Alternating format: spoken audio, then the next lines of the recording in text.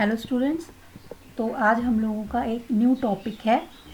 11th class में भी ये टॉपिक है। अगर हम चैप्टर वाइज देखेंगे तो 11th क्लास में ये चैप्टर 4 है। और अगर चैप्टर 4 को बहुत ही समराइज़ करके हम डिस्कस करें कि समरी बनाया चैप्टर 4 की 11th क्लास के, तो ये चैप्टर हमको मिलता है जिसमें एनिमल किंगडम के बारे में डिस्कशंस किए गए हैं। तो जनरली हम देख रहे हैं कि क्लासिफिकेशन ऑफ एनिमल्स की स्लाइड आपको दिखाई दे रही होगी। Animals are divided into 10 groups. They are porifera, coelenterata, platyhelminthes, nematoda, annelida, arthropoda, mollusca, echinodermata, protochordata and vertebrata.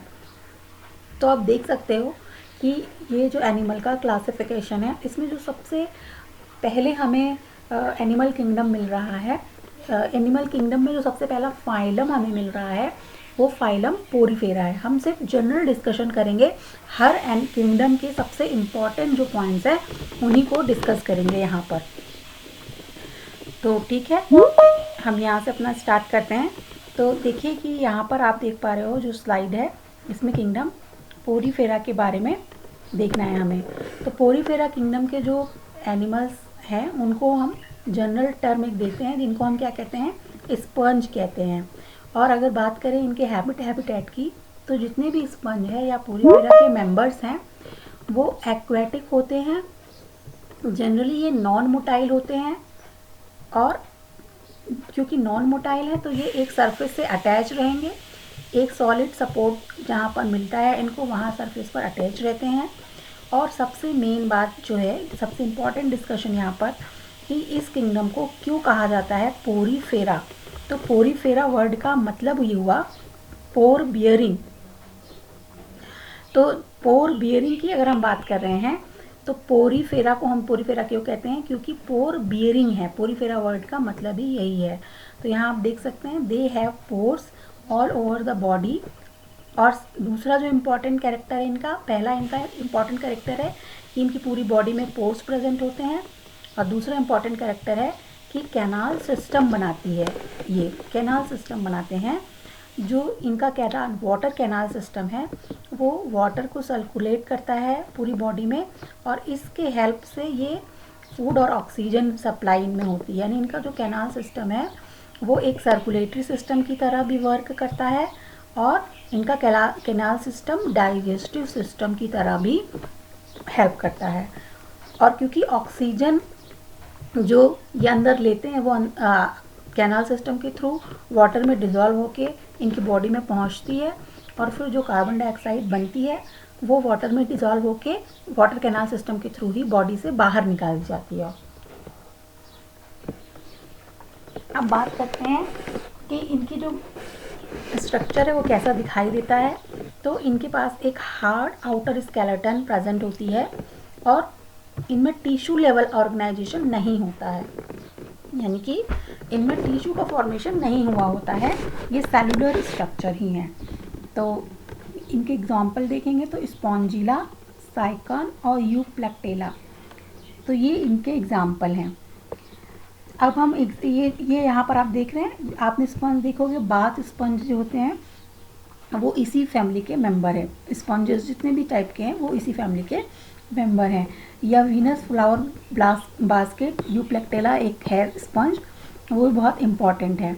और तो सबसे जो हमें बहुत जनरल चीज़ें अभी हम यहाँ पर केवल डिस्कस कर रहे हैं, तो ये हमें पता चल गया कि पोरीफेरा क्या होते हैं। वो एनिमल्स होते हैं जिनमें पूरी बॉडी में पोर्स प्रेजेंट होते हैं, और ये इसके थ्रू एक कैनाल सिस्टम बना सकते हैं।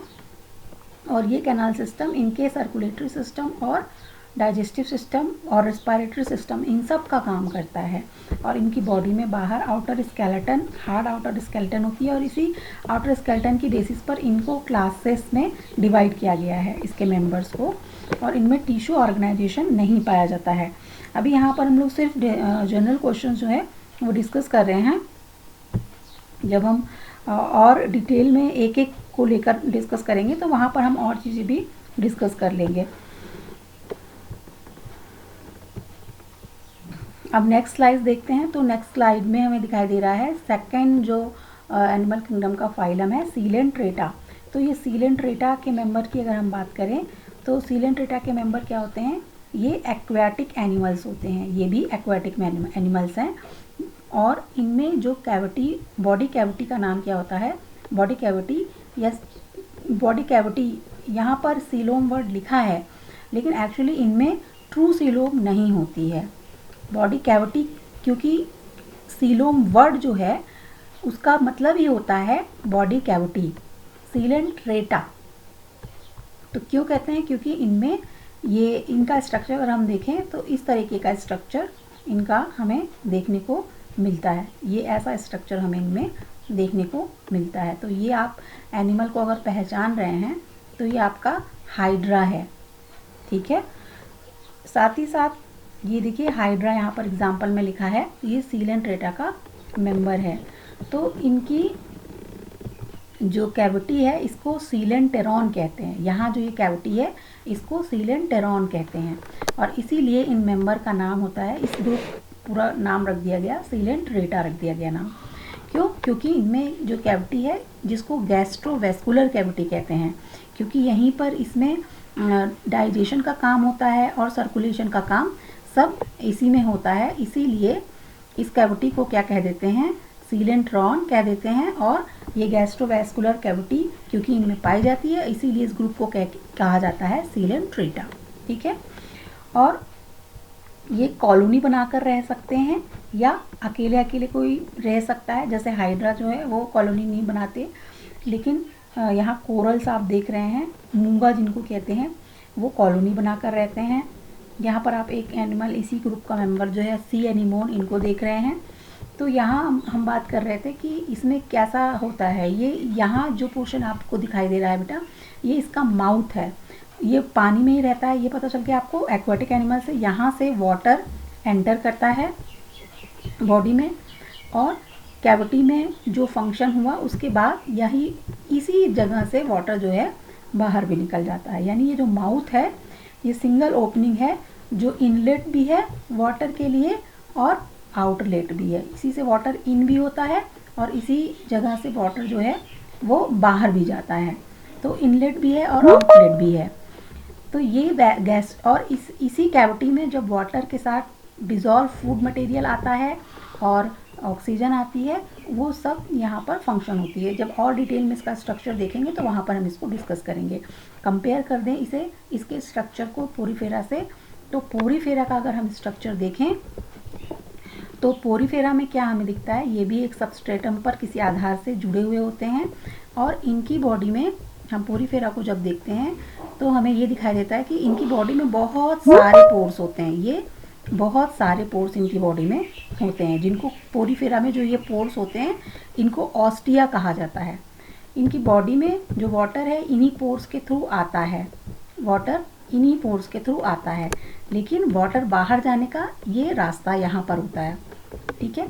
ऑस्कुलम, तो ऑस्टिया और ऑस्कुलम दो पोर होते हैं, यानी इनलेट एक अलग है, यानी वाटर जो है अंदर आने का अलग रास्ता है, यानी यहाँ से वाटर जो है ये अंदर आएगा, इन करेगा, और यहाँ से क्या होगा, वाटर बाहर जाएगा, आउट जाएगा।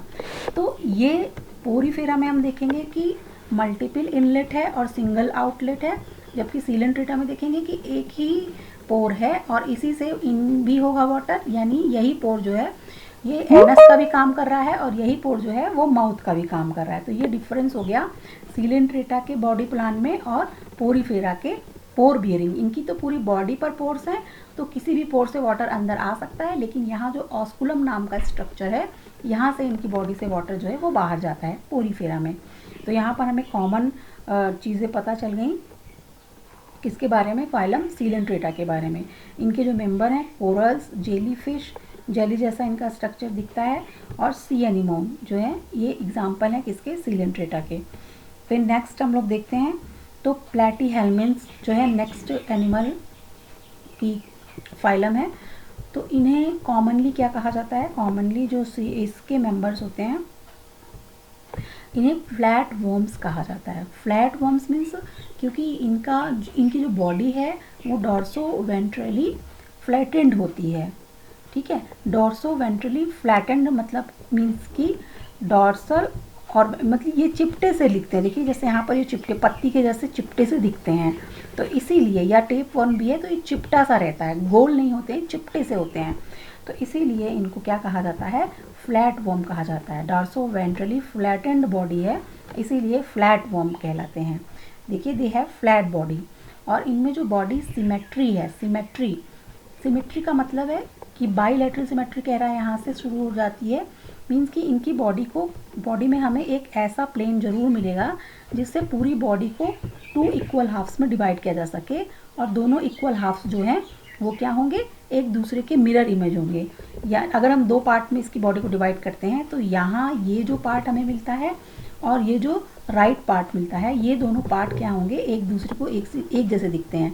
या यहाँ पर देखिए टेप वर्म को भी दिखाया गया है, तो इसको अगर 2 पार्ट हम इसको डिवाइड कर रहे हैं तो इसका ये जो इतना पोर्शन है और ये जो राइट पोर्शन है, ये एक दूसरे के जैसा बिल्कुल मिरर इमेज जैसा दिखाई देता है। या इसी तरह प्लेनेरिया में देखिए बायलैटरल सिमेट्री का मतलब हुआ कि अगर एक सिंगल ऐसा प्लेन उनकी बॉडी में जरूर होगा जिससे पूरी बॉडी 2 इक्वल हाफ्स में डिवाइड हो जाती है। तो ये बात हो गई बायलैटरल सिमेट्री की। जबकि इसके पहले की जो हमने क्लासेस देखी, इसके पहले की क्लासेस हमने देखी हैं अभी ये सीलेंट्रेटा और पोरीफेरा के मेंबर्स में, तो इसमें आप देख रहे हैं इनमें अगर हम सिमेट्री की बात करें तो इनकी बॉडी सिमेट्री कैसे होती है, जनरली इनमें रेडियल सिमेट्री होती है। यानी कि अगर एनिमल की बॉडी इस तरीके से है, यहाँ पे आप देख सकते हो, तो एक डिफिनिट प्लेन, हमें बहुत सारे प्लेन मिल सकते हैं जिससे इसकी बॉडी को 2 इक्वल हाफ्स में डिवाइड किया जा सके। देखिए ऐसे बहुत सारे रेडियस हमें मिलेंगे, प्लेन्स मिलेंगे जिससे बॉडी को 2 इक्वल हाफ्स में डिवाइड किया जा सके। जैसे ये है तो इस एंगल से डिवाइड किया जा सकता है, इस एंगल मतलब जब बहुत सारे एंगल मिले जिससे बॉडी को 2 इक्वल हाफ्स में डिवाइड किया जा सके तो कहेंगे कि उसमें रेडियल सिमेट्री है। और अगर सिंगल एक ऐसा प्लेन हो जिससे उसकी बॉडी को 2 इक्वल हाफ्स में डिवाइड किया जा सके तो बोलेंगे कि सिमेट्री कैसी होती है, तब बोलते हैं कि ये बाईलैटरल सिमेट्री है। जैसे यहाँ पर आप देख रहे हो कि एक ही ऐसा प्लेन है जिससे बॉडी को 2 इक्वल हाफ्स में डिवाइड कर सकते हैं, तो इसीलिए ये कैसे हैं, बाईलैटरली सिमेट्रिकल हैं। डॉर्सोवेंट्रली फ्लैटेंड होती है इनकी बॉडी, और ये 3 लेयर है, यहाँ से 3 लेयर कंडीशन शुरू होती है, और इसके लिए जो टर्म है वो हो गया आपका ट्रिप्लोब्लास्टिक। इसके पहले की जो क्लासेस रहीं, इसके जो मेंबर्स थे ये सभी कैसे थे, क्योंकि बॉडी कैविटी में इनकी कितनी लेयर थी, ये सिर्फ 2 ही लेयर थी, 2 लेयर्स ऑफ सेल्स थी, एक आउटर लेयर थी और एक इनर लेयर। इसके पहले पोरीफेरा में भी 2 ही लेयर थी, तो इसलिए ये सारे किसके मेंबर थे, ये सभी डिप्लोब्लास्टिक थे। ये क्या थे, ये सभी डिप्लोब्लास्टिक थे। और जबकि आगे जब प्लैटीहेल्मिन्थ्स के आगे चलते हैं तो वहाँ से ट्रिप्लोब्लास्टिक शुरू होता है। तो डिप्लोब्लास्टिक और ट्रिप्लोब्लास्टिक का मीनिंग क्या हुआ कि अगर हम किसी एक बॉडी प्लान की बात करें तो एक लेयर ये हुई और ये दूसरी लेयर हुई, और इस तरीके से इनकी बॉडी बनी हुई होती है। 2 लेयर होती है, एक आउटर लेयर होगी और एक इनर लेयर होगी, ठीक है। और अगर यहाँ बात करें ट्रिप्लोब्लास्टिक की बात करें तो टोटल 3 लेयर्स प्रेजेंट होती हैं। कैसे 3 लेयर्स हमको दिखाई देती हैं, ये देखते हैं।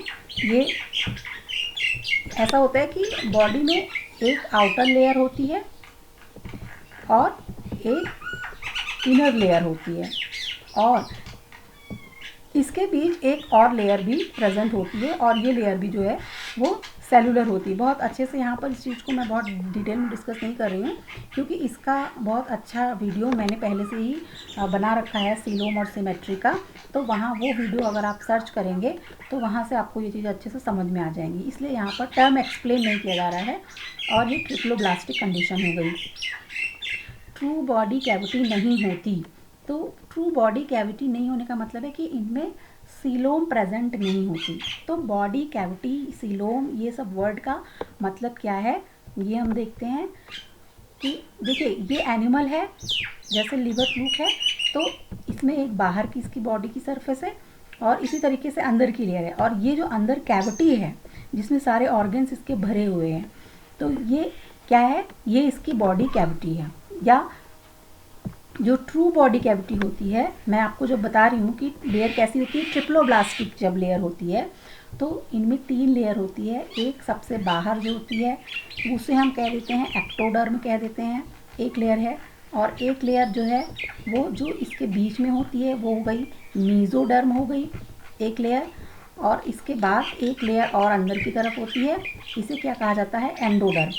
तो जब बॉडी कैविटी यानी जितने ऑर्गन जिस कैविटी में रहेंगे, तो ऑर्गन जिस कैविटी में रहते हैं वो अगर मीजोडर्म से बनी है, वो मिडिल लेयर मीजोडर्म से बनी हुई, मीजोडर्म से लाइंड अगर बॉडी कैविटी है तो हम कहते हैं कि ये कैसे बॉडी कैविटी है, कहते हैं ट्रू बॉडी कैविटी है। लेकिन फ्लैट वर्म में मीजोडर्म से बनी हुई बॉडी कैविटी नहीं पाई जाती है। हाँ, कैविटी होती है, स्पेस होता है, पर वो स्पेस भी सेल्स से भरा हुआ होता है, खाली स्पेस नहीं होता है। कैविटी का मतलब हुआ कि खाली जगह होनी चाहिए, लेकिन इसमें जो बॉडी कैविटी है वो खाली स्पेस जैसी नहीं होती है, वो भी सेल्स से फिलअप होती है। इसीलिए प्लैटीहेल्मिन्थ्स में जो हम कंडीशन बताते हैं, सीलोम की कंडीशन जो है उसे कहा जाता है असीलोमेट कंडीशन कहा जाता है। असीलोम का मतलब हुआ कि अब्सेंट है क्या, सीलोम। सीलोम मतलब बॉडी कैविटी। बॉडी कैविटी इसमें क्या होती है, अब्सेंट होती है। एक्चुअली होता क्या है कि ये जो लेयर्स हो गई बाहर की, और एक्टोडर्म और एंडोडर्म, ये दो लेयर हैं, इन लेयर के बीच का जो स्पेस होता है, दोनों लेयर के बीच का स्पेस, ये एक्टोडर्म हुआ और मान लीजिए ये एंडोडर्म हुआ। तो इनके बीच का जो स्पेस है, ये स्पेस एक्चुअली जो मीजोडर्म की सेल का स्पेस है, ये भी स्पेस जो है कुछ सेल्स से क्या होता है, फिलअप रहता है, जिससे कि ये खाली स्पेस, एम्प्टी स्पेस नहीं रहता है, और इसीलिए इसकी कंडीशन को असीलोमेटा बोलते हैं, जो कि सिर्फ और सिर्फ इसी फाइलम में देखने को मिलता है। कौन से फाइलम में, फ्लैट वर्म्स के प्लैटीहेल्मिन्थ्स में दिखाई देता है। तो इनमें ट्रू बॉडी कैविटी नहीं होती है, तो अब्सेंट है तो असीलोमेटा हो गया। ये फ्री लिविंग भी हो सकते हैं इसके मेंबर, और पैरासाइट भी हो सकते हैं। जैसे टैप वर्म है, टेप वर्म, तो ये क्या करता है, जब ये ह्यूमन में इन्फेक्शन करता है तो ये पैरासिटिक मोड होता है, और नहीं तो ये बाहर भी सॉइल में भी इसके एग वगैरह मिलते हैं। इसी तरह लिवर फ्लूक है, ये भी पैरासिटिक मोड है। लेकिन प्लानेरिया जो है वो पूरी तरीके से क्या है, फ्री लिविंग होता है, यानी कि ये किसी और के ऊपर डिपेंडेंट नहीं है, किसी और होस्ट पर डिपेंडेंट नहीं है अपनी लाइफ सर्वाइवल के लिए, तो इसीलिए ये क्या है, फ्री लिविंग है। अब नेक्स्ट फाइलम एक और जो इम्पॉर्टेंट है वो निमेटोडा है। तो निमेटोडा का क्या है कि इनकी बॉडी सिलेंड्रिकल होती है। जैसे फ्लैट वर्म की बॉडी क्या थी, वो डॉर्सोवेंट्रली फ्लैटेंड थी, तो इसीलिए उनको फ्लैट वर्म कहा जाता था। और इनकी बॉडी कैसे है, सिलेंड्रिकल है, इसीलिए इनको राउंड वर्म या गोल कृमि कहा जाता है। तो इनकी बॉडी भी लेकिन बायलैटरल सिमेट्रिकल होती है, मीन्स कि इनकी भी बॉडी को 2 इक्वल हाफ्स में ऐसे डिवाइड किया जा सकता है, यानी एक ऐसा प्लेन इनकी बॉडी में मिलेगा जिससे पूरी बॉडी को 2 इक्वल हाफ्स में डिवाइड किया जा सके, सिंगल प्लेन ऐसा मिलता है, इसीलिए बायलैटरल सिमेट्रिकल कहते हैं। और क्योंकि 3 germ layers, ectoderm, endoderm, mesoderm, तीनों प्रेजेंट होती हैं, इसलिए ट्रिप्लोब्लास्टिक कंडीशन है। और इनमें भी ट्रू बॉडी कैविटी नहीं होती है, लेकिन स्पेस प्रेजेंट होता है, बट वो स्पेस जो है वो मीजोडर्म से लाइन नहीं होता। एक्टोडर्म और एंडोडर्म के बीच में खाली स्पेस तो होता है, पर वो स्पेस जो है वो मीजोडर्म से लाइंड नहीं होता है। मीजोडर्म से लाइंड होने का मतलब है कि ये एक्टोडर्म, एंडोडर्म है, तो ये बीच में जो कैविटी दिख रही है इसे मीजोडर्म से लाइन होना चाहिए, इस तरीके से लाइंड रहता है अंदर से। और ये लेयर भी जो है बाहर की तरफ से मीजोडर्म से लाइंड होनी चाहिए। अगर मीजोडर्म से लाइंड स्पेस नहीं है, ये जो बीच का स्पेस यहाँ पर दिख रहा है, ये बीच का स्पेस, ये जो स्पेस यहाँ, सॉरी ये तो फिर से ड्रॉ करते हैं, ये इस तरह से एक्टोडर्म लेयर हुई और ये एंडोडर्म लेयर हुई, और बीच में ये जो स्पेस है, ये पहली बात तो ये एम्प्टी स्पेस होना चाहिए, जो प्लैटीहेल्मिन्थ्स में एम्प्टी स्पेस यहाँ पर नहीं होता है।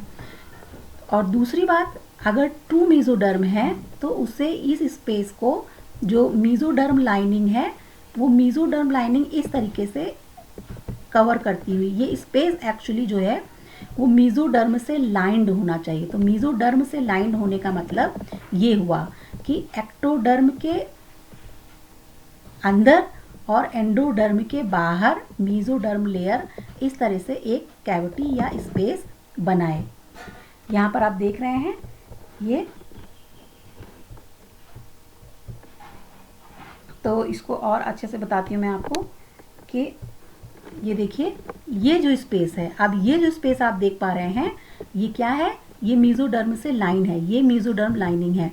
जो ये पूरा स्पेस, ये पूरी जो खाली जगह यहाँ पर दिखाई दे रही है, ये पूरी खाली जगह, ये देख सकते हो आप कि ये जो पूरी खाली जगह है यहाँ पर जो बेटा दिखाई दे रही है, ये स्पेस, ये बीच का स्पेस जो बाहर से भी मेसोडर्म से लाइन है और अंदर से भी मेसोडर्म से लाइन है, ये स्पेस, ये कैविटी, ये पूरा हिस्सा, जिसे मैं इस कलर से आपको हाईलाइट करके दिखा देती हूँ।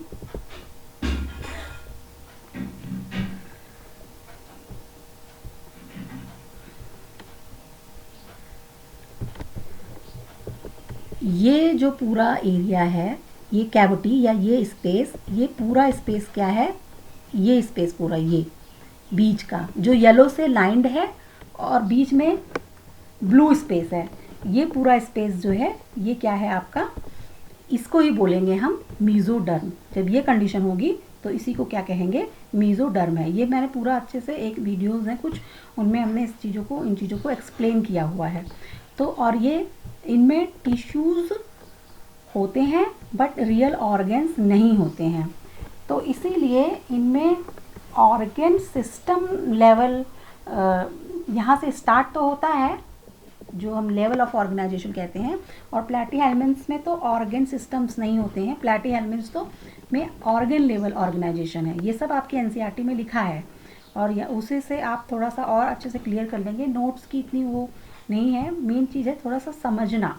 तो यहाँ से निमेटोडा से क्या होता है, organ system level organisation start होता है, और ये कैसे हैं, पैरासिटिक होते हैं, सभी मेंबर इसके जनरली कैसे हैं, पैरासिटिक हैं, यानी कि ये कोई इन्फेक्शन कॉज करते हैं और किसी होस्ट पर डिपेंडेंट रहते हैं। जैसे वुचरेरिया बैंक्रॉफ्टी, जिसको कहते हैं वुचरेरिया बैंक्रॉफ्टी, और पिनवर्म, हुकवर्म इसी के एग्जाम्पल हैं, एस्कैरिस, राउंड वर्म, ये सब इसी के एग्जाम्पल हैं। और filarial worm, Wuchereria filarial worm है, जिससे फाइलेरिया डिजीज़ होती है, इन्फेक्शन अगर इसका हो जाता है, जिसे हम एलिफेंट फूड डिजीज़ कहते हैं। अगर इनका इन्फेक्शन किस में हो जाता है, लिम्फ ग्लैंड्स में, लिम्फ नोड्स में इन्फेक्शन हो जाता है। बेसिकली ये लोअर लिम्ब को क्या करते हैं, बहुत ज़्यादा फैटी हो जाता है लोअर लिम्ब, और इससे पैर हाथी के जैसा दिखने लगता है, उनमें इन्फेक्शन हो जाती है, स्वेलिंग आ जाती है। वुचरेरिया बैंक्रॉफ्टी के इन्फेक्शन से ऐसा होता है। यहाँ बहुत ही जनरल डिस्कशन हो रहा है और जिससे सिर्फ एक कंसेप्ट बनेगा। तो यहाँ एस्केरिस और वुचरेरिया आप देख रहे हैं, ये गोल गोल होते हैं, तो इसीलिए इनको राउंड वर्म कहा जाता है। और ये फाइलम निमेटोडा है, इनकी बायलैटरल सिमेट्री इनमें देखने को मिलती है, ट्रिप्लोब्लास्टिक होते हैं, और इनमें जो बॉडी कैविटी है वो ट्रू बॉडी कैविटी नहीं होती है। कैसी होती है, जो ट्रू बॉडी कैविटी का मैंने आपको बताया कि एक्टोडर्म होगी एक और एंडोडर्म होगी, और एक्टोडर्म एंडोडर्म के बीच का ये जो स्पेस है, ये स्पेस तो क्या है, बॉडी कैविटी इसी को कहेंगे, लेकिन ये स्पेस बिल्कुल ऐसा ही स्ट्रक्चर इनमें होता है निमेटोडा में। तो ये ट्रू स्पेस नहीं है, क्यों, क्योंकि ये अगर यही जो स्पेस बीच में हमें दिखाई दे रहा है, इस स्पेस को क्या होना चाहिए, मेसोडर्म से लाइंड होना चाहिए, यानी मेसोडर्म जो लेयर है वो उसके 2 पार्ट्स हों, उसका 2 भाग हो, और वो क्या हो, एक्टोडर्म के नीचे और एंडोडर्म के ऊपर, इस तरीके से क्या बनाए, एक लाइनिंग बनाए, कवरिंग बनाए, और तब बीच में जो स्पेस हो, इस तरीके से लाइंड स्पेस हो, तो इसे हम बोलते हैं कि ये ट्रू बॉडी कैविटी है, जो निमेटोडा के आगे से हमें मिलेगी, और उसी का नाम सीलोम होता है। अब यहाँ तक जो प्लैटीहेल्मिन्थ्स से हम देख रहे हैं, इसको डिस्कस कर रहे हैं, तो उनमें ये कंडीशन नहीं पाई जाती है। प्लैटीहेल्मिन्थ्स में तो ये ऐसी बात होती है, प्लैटीहेल्मिन्थ्स में तो ऐसा देखने को मिलता है कि ये जो स्पेस है बीच का, ये पूरा स्पेस क्या होता है, ये पूरा स्पेस इस तरीके से किन्हीं सेल्स से फिल रहता है, स्पेस खाली रहता ही नहीं है यहाँ पर। तो इसीलिए उनको असिलोमेट कंडीशन कह दिया जाता है, क्योंकि एक्टोडर्म और एंडोडर्म के बीच में मेसोडर्म से बना हुआ जो खाली कैविटी होना चाहिए वो कैविटी होती ही नहीं है उसमें, तो इसलिए वो असिलोमेट हुए। और निमेटोडा में क्या होता है कि कैविटी होती है लेकिन कैविटी जो है वो मेसोडर्म से लाइंड नहीं होती, जैसा पहले भी मैंने आपको दिखाया था। तो इसीलिए ये क्या है, सीयूडोसिलोमेट कहलाते हैं। ये इसीलिए क्या कहलाते हैं, इनमें जो कंडीशन होती है सीयूडोसिलोमेट कहलाती है, क्योंकि सीयूडोसिलोम होती है, यानी कैविटी तो होती है एक्टोडर्म और एंडोडर्म के बीच में, लेकिन वो कैविटी मेसोडर्म लेयर से लाइंड नहीं होती। और सीलोम ट्रू बॉडी कैविटी की डिफिनीशन यही है कि मेसोडर्म से लाइंड कैविटी होनी चाहिए, ना तो ये पूरा भरा हुआ स्पेस होना चाहिए, और अगर स्पेस है तो ये स्पेस जो है वो लाइन होनी चाहिए। ये जो बीच का स्पेस हमें यहाँ दिख रहा है, ये स्पेस एक कैविटी जो यहाँ पे बीच में हमें बनती हुई दिख रही है, ये मेसोडर्म से लाइंड भी होनी चाहिए, तब ये माना जाएगा कि ट्रू कैविटी है, जो इससे आगे के क्लासेस में हमें दिखाई देगा, आगे के फाइलम्स में दिखाई देता है।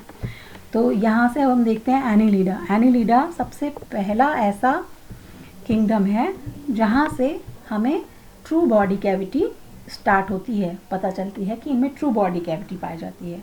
ट्रू बॉडी कैविटी का मतलब बार बार समझा रही हूँ आपको, एक्टोडर्म एक हो लेयर और एक एंडोडर्म लेयर हो, या जनरली ये लेयर का नाम होता है, इस लेयर को कहा जाता है बॉडी कैविटी। जैसे हमारी बॉडी है तो बाहर स्किन है ना, स्किन वाली जो लेयर है बाहर बॉडी फॉर्म, और अंदर क्या है, एलिमेंट्री कैनाल है। हमारी बॉडी में अगर हम अंदर की तरफ खोल कर देखें तो अंदर की तरफ क्या है, सबसे ज़्यादा जो स्पेस कवर कर रखा है वो एलिमेंट्री कैनाल ने स्पेस कवर कर रखा है। इन दोनों के बीच में खाली जगह हो जिसमें सारे ऑर्गन्स भरे हुए होंगे, लेकिन वो खाली जगह क्या होनी चाहिए, स्पेशल टर्म्स एंड कंडीशंस बताई जा रही हैं कि वो खाली जगह, जैसे यहाँ खाली जगह है ऐसी खाली जगह तो हो, लेकिन वो एक डिफिनिट लेयर जिसको मेसोडर्म कहा जाता है, उस लेयर से बना हुआ पाउच जैसा होना चाहिए। वो कैविटी इस मेसोडर्म नाम की लेयर से भी लाइन होनी चाहिए, यानी एलिमेंट्री कैनाल जो है उसके ऊपर और जो बॉडी कैविटी है उसके नीचे क्या होनी चाहिए, ये एक लेयर प्रेजेंट होनी चाहिए, तभी हम कह सकते हैं कि ये क्या है, बॉडी कैविटी। तो ये स्पेस जब होगा, इसी स्पेस को सीलोम कहा जाएगा, जिसके लिए क्या है स्पेशल बात कि देखिए यहाँ पर मेसोडर्म से लाइंड है और यहाँ से भी, यानी ये जो पूरा स्पेस है ये हर तरफ से, इस स्पेस में किसी भी जगह आप देखेंगे पूरा स्पेस हर तरफ से मेसोडर्म से लाइंड है, और तभी इसको क्या कहा जाता है कि ये ट्रू बॉडी कैविटी है, यानी सीलोम है इसमें प्रेजेंट, सीलोमिक कंडीशन प्रेजेंट है, और सीलोमिक कंडीशन यहीं से स्टार्ट होती है, और फिर जितने भी फाइलम आते हैं सभी में ट्रू सीलोम पाई जाती है। और बॉडी इनकी क्या होती है, सेगमेंटेड होती है। सेगमेंटेड होने का मतलब है कि बाहर से तो हमें सेगमेंट्स दिखाई ही दे रहे हैं, लेकिन अंदर से भी बॉडी सेगमेंटेड होती है, और हर एक सेगमेंट में जो स्ट्रक्चर इस सेगमेंट में पाया जाएगा वो हर एक सेगमेंट में पाया जाएगा। हर सेगमेंट में जो जो स्ट्रक्चर दिखाई देंगे, यानी आप कह सकते हो कि हर एक सेगमेंट जो है वो अपने आप में एक जैसे होते हैं। तो एक्सटर्नली भी सेगमेंटेड हो, जैसे ये बाहर खांचे दिखाई दे रही हैं कि हाँ इसमें खांचे हैं, जैसे ये इधर देखिए कि इसमें बाहर से दिख रहा है कि ये खांचे होने चाहिए, तो एक्सटर्नल सेगमेंटेड भी है, और अंदर की तरफ से भी सेगमेंटेड है, तो तब कहा जाता है ट्रू सेगमेंटेशन है, या इसी को कहते हैं मेटामेरिज्म, मेटामेरिक कंडीशन इनमें पाई जाती है। कहाँ, एनीलिडा में। ये वाटर में भी पाया जा सकते हैं इनके मेंबर, लैंड पे भी पाए जा सकते हैं, और इनमें यहाँ से ऑर्गन सिस्टम स्टार्ट हो जाता है, ऑर्गन सिस्टम बिल्कुल स्टार्ट हो जाता है। और अर्थवर्म, नीरिस, लीच, ये सभी क्या हैं, इसके एग्जाम्पल हैं एनीलिडा के। तो यहाँ तक हमने इम्पॉर्टेंट डिस्कशंस जो है वो देखे। फिर इसके आगे आर्थ्रोपोडा है, मोलस्का है, इकाइनोडर्मेटा है, प्रोटोकॉर्डेटा है, और फिर वर्टिब्रेटा है। वर्टिब्रेटा जो फाइलम है उसमें जो मेजर क्लासेस हैं, 5 क्लासेस हैं, वो हो जाती हैं आपकी पिसीज, फिशेस जिसमें आती हैं, फिर एम्फीबिया, फिर रेप्टाइल, बर्ड्स और मैमल्स। फिर ये इम्पॉर्टेंट डिस्कशंस एनिमल किंगडम के फाइलम के हो गए। तो अभी आज मैंने आपको कुछ फाइलम्स जो बता दिए हैं वो आपको मैंने बताए।